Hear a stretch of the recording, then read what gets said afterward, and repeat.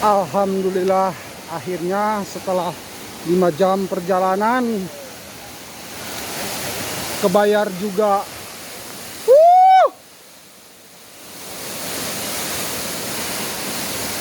Alhamdulillah.